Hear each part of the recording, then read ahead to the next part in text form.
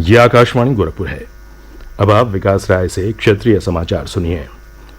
प्रदेश में विधानसभा चुनाव के 5वें चरण में कल 12 जिलों की 61 सीटों पर मतदान होगा।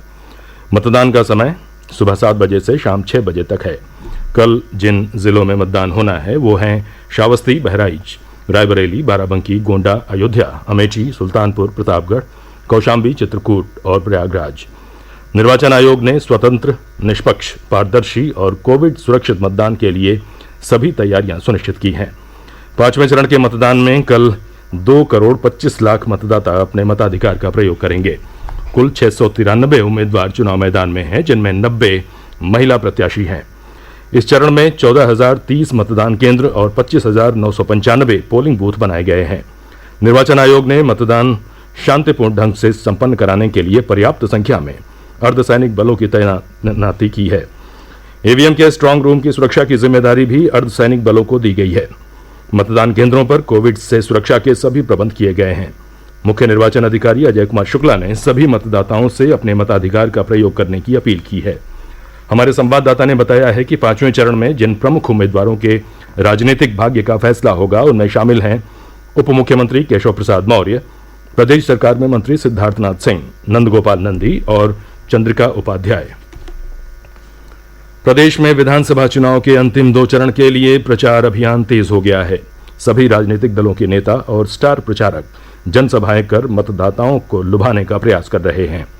भाजपा के राष्ट्रीय अध्यक्ष जेपी नड्डा ने आज कुशीनगर में जनसभा को संबोधित करते हुए कहा कि भाजपा सरकार ने पूर्वांचल में विकास के कई कार्य किए हैं।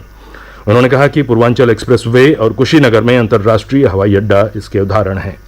श्री नड्डा ने संत कबीर नगर जिले में भी चुनावी सभा को संबोधित किया। भाजपा नेता और केंद्रीय मंत्री अनुराग ठाकुर ने गोरखपुर में पार्टी प्रत्याशियों के पक्ष में प्रचार किया। भाजपा नेता और मुख्यमंत्री योगी आदित्यनाथ ने बलिया, अंबेडकर नगर और कुशीनगर के फाजिल नगर में चुनावी जनसभा को संबोधित करते हुए कहा कि 4 चरणों के मतदान के बाद साफ हो गया है कि भाजपा बहुमत के साथ सरकार बनाने जा रही है।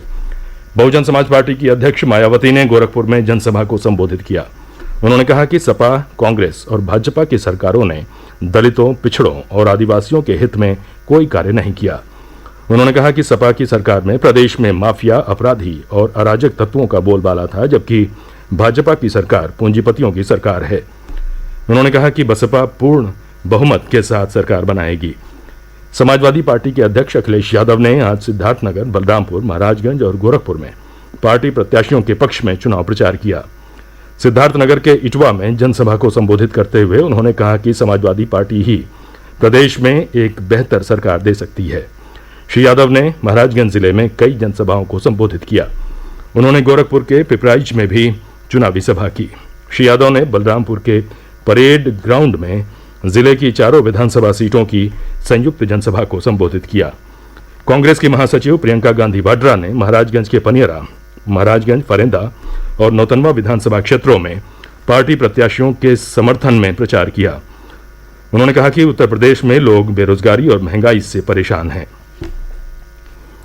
दूरदर्शन आज गोरखपुर में डीडी कॉन्क्लेव कितना बदला यूपी का आयोजन कर रहा है। कॉन्क्लेव में विभिन्न राजनीतिक दलों के प्रतिनिधि जनता के सामने अपना पक्ष रख रहे हैं।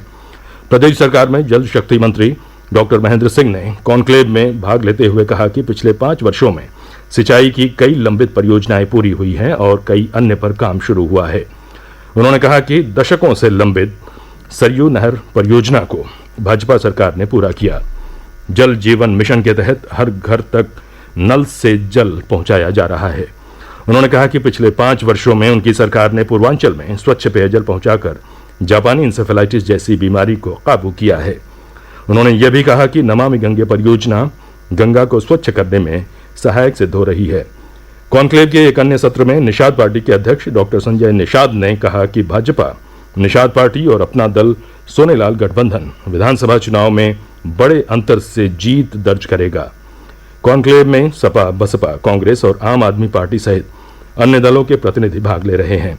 इसका सीधा प्रसारण रात 9 बजे तक डीडी न्यूज और डीडी यूपी पर किया जा रहा है। समाचार समाप्त हुए। नमस्कार।